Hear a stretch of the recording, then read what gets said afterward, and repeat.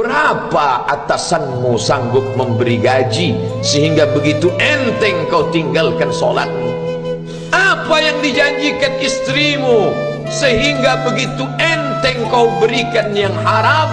Hanya rayuan sesaat, padahal dia pun akan meninggalkanmu sebelum masa tua tiba. Apa yang dijanjikan anak-anakmu? Ayah, kami akan menjagamu di hari tuamu nanti, maka berikan kami yang kami inginkan. Belikan kami rumah yang besar, belikan kami kendaraan yang mewah. Nanti setelah hari tua kami akan menjagamu, kata mereka. Tapi setelah kita tua, dosa-dosa begitu banyak terkumpul, mereka pun meninggalkan kita di panti jompo yang penuh dengan kesunyian, hening, sepi. Suara cucu tak terdengar menangis, karena mereka pun malu mengakui kita sebagai orang tua. Suapkanlah yang haram ke mulut mereka, berikanlah yang batil ke dalam perut mereka. Itu hanya akan menjadi azab di dunia sebelum hari kiamat tiba. Ishma syi'ta, hiduplah sesuka hatimu. Ishma syi'ta, apa yang mau kau makan, makanlah. Apa yang akan kau bekerjakan, kerjakanlah. Fa innaka mayyit, tapi ingat, kau akan menjadi mayat, kau akan mati. Semua akan diminta pertanggungjawaban di hadapan Allah Subhanahu wa ta'ala.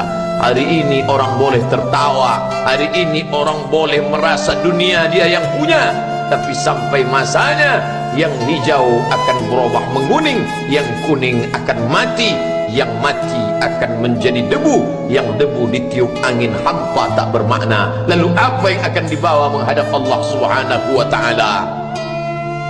Amal saleh.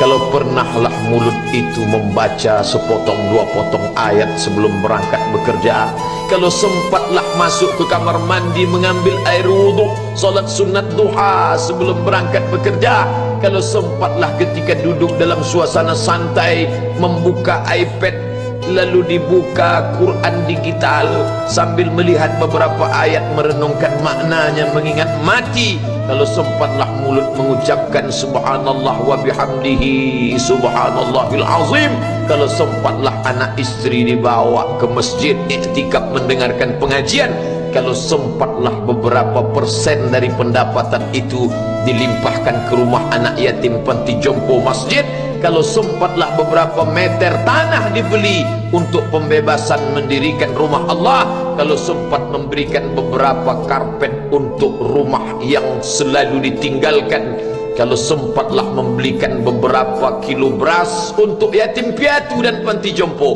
itu yang akan menolong di hadapan Allah. Adapun rumah besar dengan beberapa semen, dengan beberapa busi yang banyak, semua akan menjadi tinggal kenangan. Mereka akan menjual, membagi-baginya. Tanah yang dulu harganya semeter 100.000 sekarang sudah menjadi 5 juta. Mereka akan bagi-bagi itu semua kepada ahli waris. Lalu kita hanya membawa 3 helai kain tipis yang tidak berjahit, dan itu semua menjadi milik orang. Kalau dulu mereka kita didik dengan pendidikan yang baik, di tengah malam mereka bangun menetes air matanya, lalu dia berdoa, Rabbighfirli wa liwalidayya warhamhuma kama rabbayani shaghira, seperti tetesan embun di tengah gurun Sahara yang panas. Kalau sempatlah mereka berdoa, Allahumma ighfir lahu warhamhu wa'afihi wa'fu anhu, maka mengalirlah air yang sejuk ke tenggorokan yang kering. Kalau sempatlah mereka membeli makanan, diundangnya anak yatim, diusapnya kepala, ya Allah, terimalah sedekahku ini untuk almarhum ayahku, almarhumah bundaku. Aku tak dapat membalas budi baik mereka, ya Allah, mereka sudah mendahului aku. Maka akan mengalirlah itu sebagai perlipur lara di tengah alam barzakh sementara kiamat tiba. Tapi kalau mereka hanya dididik dengan keduniawian, dididik dengan kemewahan, disumbat mereka dengan materi, tak pernah diingatkan pada mati. Ketika kita mati, mereka pun juga akan mati perasaan ingatannya. Paling celaka lagi, mereka mengingat kita dengan mengantarkan bunga, mereka mengingat kita dengan pakaian hitam, mereka mengingat kita dengan suara musik.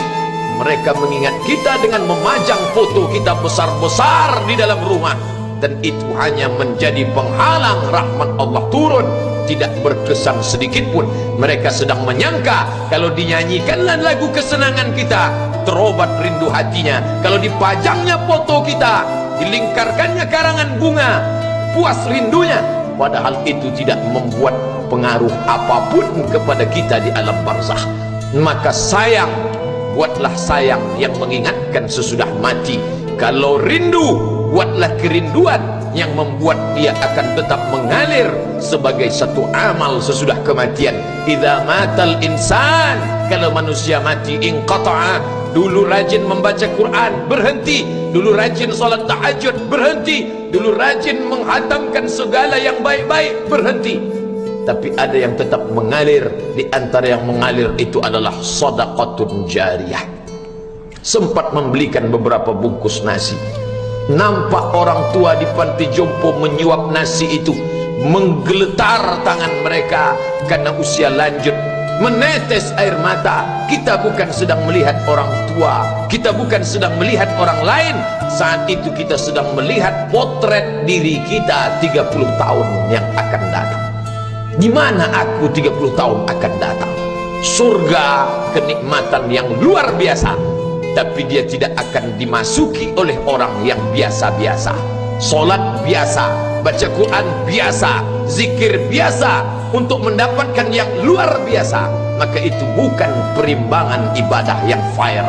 Hanya dengan solat wajib biasa, hanya dengan baca Quran biasa, hanya dengan zikir biasa, hanya dengan sedekah biasa, berharap akan masuk ke dalam surga yang luar biasa, maka sungguh bukan suatu perimbangan.